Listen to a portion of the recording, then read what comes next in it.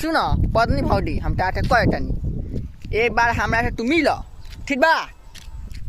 पत्नी भौजी एक बार हमरा से तू मिल तब देख तू कैसे पाट हम कैसे पाटन ठीक बा। तू पाटल रही क्या आवाज तेज आवता ठीक बा। हाँ मिल एक बार हमरा से तू पत्नी भौजी।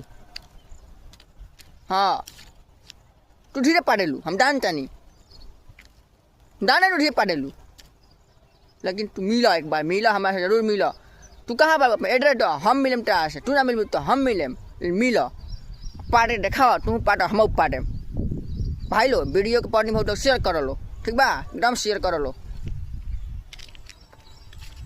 हिम्मत नहीं तोड़े के ये वीडियो के हम शेयर कर लो वायर कर लो पढ़नी भाई तो पहुँच जाए हम पढ़नी भाई के मुकाबला हो तनी के देखिए लो ये मुकाबला में के जीतता हमारा सपोर्ट कर उनका सपोर्ट कर बताओ कमेंट बॉक्स में बताइए लो शेयर वीडियो करिए लो ठीक बा।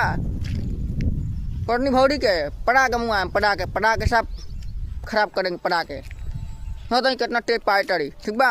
पाँच के वायर भाई बड़ी पारा तू कितना पार हमारे सामने आके पा के दिखा देने बट तब बुझ के पढ़नी भौजी हो तो पढ़नी भौजी ना हो भाई वीडियो का शेयर करिए लो तो पढ़नी भौजी पहुँचा दिए ठीक बा।